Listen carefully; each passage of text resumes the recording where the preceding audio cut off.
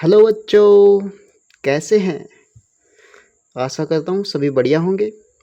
2 दिन की हमारी क्लासें मिस हो गई है। मेरे ही किसी निजी कारणों की वजह से मिस हो गई, लेकिन अब कोई भी क्लास मिस नहीं होगी। हमारा जो उद्देश्य ये था, पिछली बार जो अपना डे 10 का हमने बताया था कि बहुपद का बेसिक मैंने लिखवाया था आपको कॉपी में, और ये कहा था कि इसका एक वीडियो बनाएंगे। तो अब आज मैं ये वीडियो बना रहा हूँ, इसको अच्छे से देखना। ये जो कुछ मिनट का वीडियो है, ये आपको 10वीं में कम से कम 4 नंबर दिला के जाएगा, अगर आपने अच्छे से पढ़ा तो देखिए बच्चों, बहुपद बहुपद हमने 9वीं में भी पढ़ा है। वैसे तो 9वीं में क्या पढ़ा है कि भाई एक चर होता है, चर को हम X Y Z A B C इनसे दर्शाते हैं, और अचर होता है, अचर जो जिसका मान नहीं बदलता, चर का मान बदलता रहता है। एक्स वाई जेड की जगह कुछ भी रख सकते हैं, लेकिन एक की जगह तो एक ही है। 2 3 जो संख्याएं होती है वो अचर होती है, और जो X Y Z A B C alphabet होते हैं वो क्या होते हैं? चर होते हैं। तो देखो, चर और अचर से मिलकर बना होता है बीजीय व्यंजक, जिसमें प्लस माइनस भी होते हैं चर और अचर के बीच में। अब ऐसा बीजीय व्यंजक जिसमें चर राशि की घात क्या हो? एक पूर्ण संख्या हो।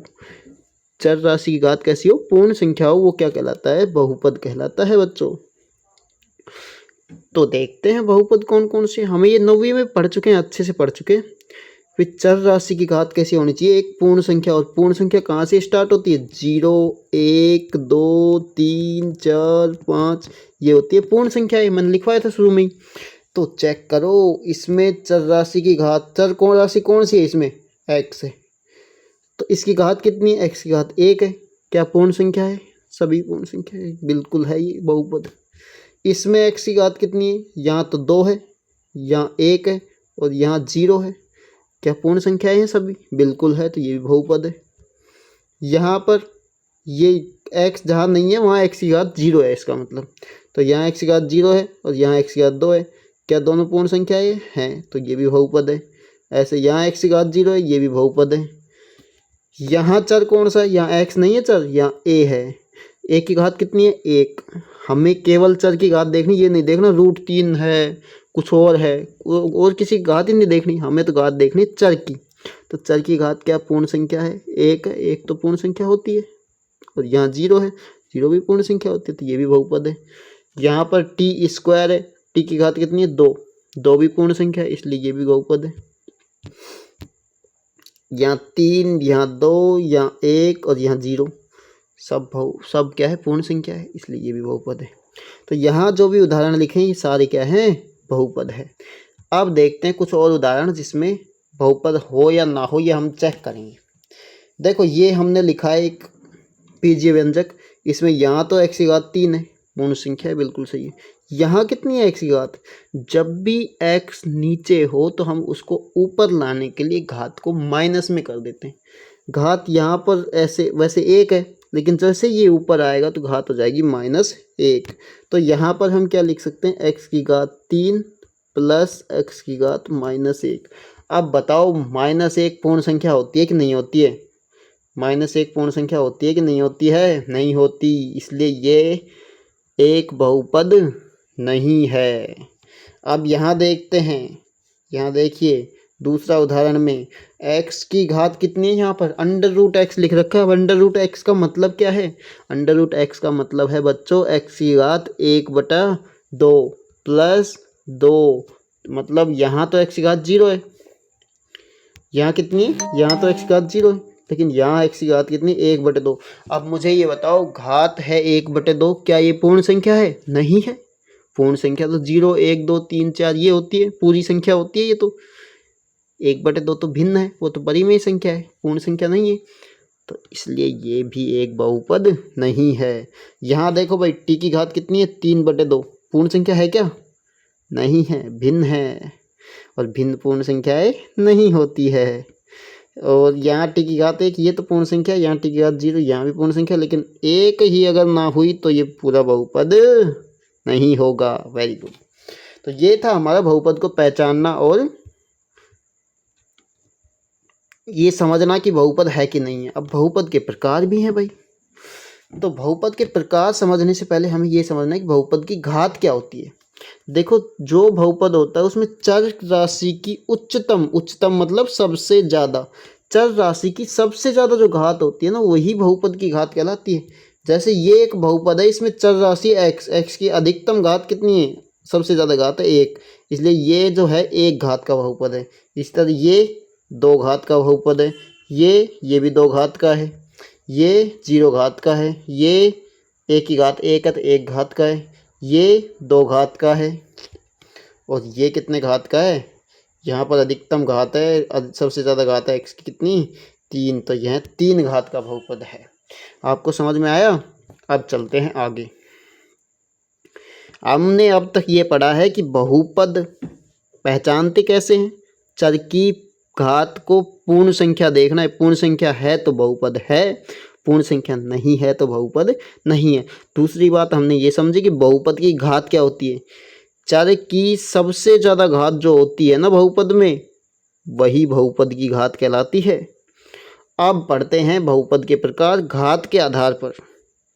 तो देखो रेखिक बहुपद कौन सा बहुपद होता है, ऐसा बहुपद जिसमें चर की अधिकतम घात 1 हो, चर की अधिकतम घात कितनी हो, 1 हो, उसे क्या कहते हैं, रेखिक बहुपद कहते हैं। और उसको इस रूप में लिखा जाता है, मानक रूप में ax प्लस बी, जहाँ ए और बी क्या है, वास्तविक संख्या है, कोई भी संख्या हो सकती है ए और बी तो, लेकिन x जरूर आएगा, और a 0 नहीं होगा। अगर a 0 होगा तो x भी हट जाएगा, x हट जाएगा तो चर की घात क्या बचेगी, 1 नहीं बचेगी, 0 ही बचेगी चर की घात।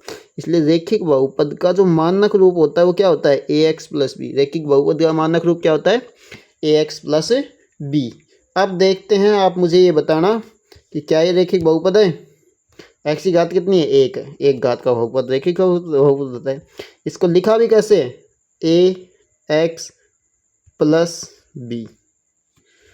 इसी तरह यहाँ भी x प्लस बी, एक्स की घात 1 है, रेखिक है, ये भी रेखिक है और ये भी रेखिक है। इसमें a और b आप निकाल सकते हो। तो पहले मैं मेरे उदाहरण कर लेते हैं हम अपने, उसके बाद आपको उनमें से a और b के मान निकालने हैं। देखो मैंने ये एक बहुपद लिखा है, क्या ये रेखिक एक बहुपद है, चेक करो।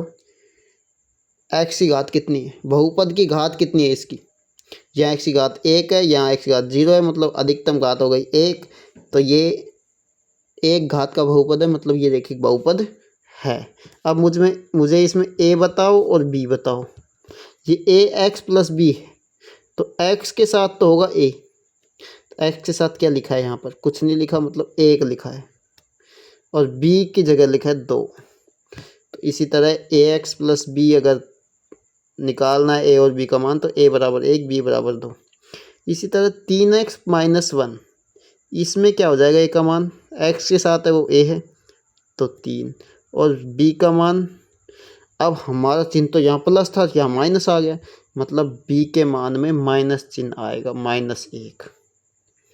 इसी तरह इसमें तीसरे वाले में √2x माइनस 1, x के साथ क्या है, √2, तो a का मान हो गया √2, और -6 है, जबकि b प्लस का होता है तो b का मान आएगा -6। क्या आपको इतना समझ में आया? क्या आप रेखिक बहुपद पहचान सकते हैं? हाँ बिल्कुल पहचान सकते हैं। x की या चर की, किसी भी चर की घात जो है वो अधिकतम 1 होनी चाहिए। अब हमें ये भी पता लगा कि भाई जो अधिकतम 1 घात वाले रेखिक बहुपद है उन कैसे रूप के होते हैं, ax प्लस बी टाइप के। एक तो बिना x वाला पद होता है, इसमें 2 पद है। देखो मैंने बताया था पहले भी कि पद जो होते हैं वो प्लस या माइनस से अलग होते हैं। एक पद तो ये है, एक पद ये है, और प्लस बीच में, ये 2 पद अलग अलग हो रहे हैं। ये तो बिना x वाला पद है और ये x वाला पद है। x वाले पद के साथ पद में x के साथ होता है a, और जो बिना x वाला पद है वो होता है b। तो आपको यही ध्यान रखना, अगर इसमें a और b के मान बताना हो तो बताओ कितने होंगे। a का मान तो 4, b का मान 5। इसमें a का मान तो हो गया 5 और b का मान नहीं है, इसमें 0 होगा। कितना होगा b का मान, क्योंकि यहाँ प्लस कुछ लिखा ही नहीं है, मतलब +0 हम मान सकते हैं। इसी तरह px का मान क्या दे रखा है, 2x प्लस 3, तो यहाँ a का मान 2 और b का मान 3। इसी तरह यहाँ पर a का मान √3 और b का मान 5। इस तरह से आपको रेखिक बहुपद की इतनी समझ होनी चाहिए। अब देखते हैं द्विघात बहुपद। रैखिक बहुपद एक घात का बहुपद होता है, द्विघात मतलब दो घात का बहुपद। तो ऐसा बहुपद जिसमें चर राशि की घात अधिकतम कितनी हो, 2 हो, उसे क्या कहते हैं, द्विघात बहुपद। अब द्विघात बहुपद का भी एक मानक रूप होता है, इसे मानक रूप कहते हैं। तो ये होता है द्विघात बहुपद का मानक रूप। क्या होता है, पी एक्स बराबर A X square plus B X plus C. क्योंकि इसमें एक्स की घात 2 आएगी आएगी। क्यों आएगी 2?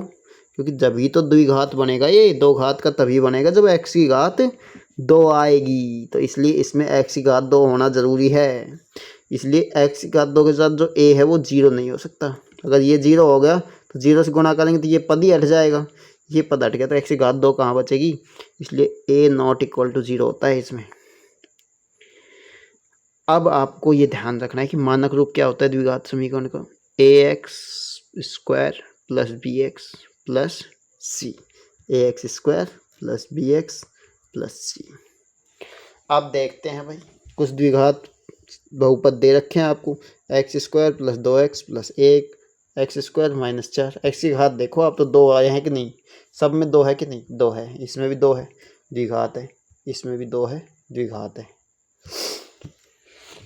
अब आपको इनमें से ए बी सी निकालना आना चाहिए भाई। अब इससे देखो मानक रूप से हमें ये समझ रहा है कि एक्स स्क्वायर के साथ जो लिखा है ना वो ए है, और एक्स के साथ लिखा है वो बी है, और बिना एक्स के जो लिखा है वो सी है। तो अब देखो एक बहुपद मैंने यहाँ लिख रखा है।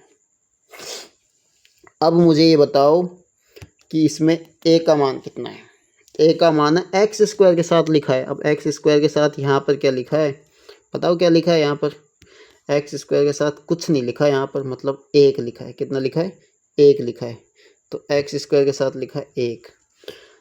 ऐसे ही एक्स के साथ कितना लिखा है, ये एक्स है, एक्स के साथ जो लिखा है वो बी का मान है। बी का मान हो गया 3, बी का मान कितना हो गया 3। इसी तरह सी का मान हो गया 2 जो बिना एक्स वाला है। अब यहाँ पर देखते हैं, ये एक बहुपद है, इसमें एक्स स्क्वायर के साथ लिखा है वो तो ए होता है, तो ए का मान हो गया 4। एक्स के साथ लिखा है वो बी होता है, तो बी का मान हो गया -16। और सी का मान, सी तो है ही नहीं यहाँ, बिना एक्स वाला पद तो है ही नहीं। जब भी कोई पद ना हो इसका मतलब उसका मान 0 होता है। क्या होता है, 0। ठीक है, तो यहाँ सी का मान 0 है। इसी तरह इस पद, इसकी बात करें, इसमें ए का मान कितना हो गया, एक्स स्क्वायर के साथ जो लिखा है 1। बी का मान मतलब एक्स के साथ लिखा है, एक्स वाला तो पद ही नहीं है इसमें, जो केवल एक्स वाला हो नहीं है, इसका मतलब बी का मान 0 हो गया। और सी का मान बिना एक्स वाला पद होता है जो कि -4।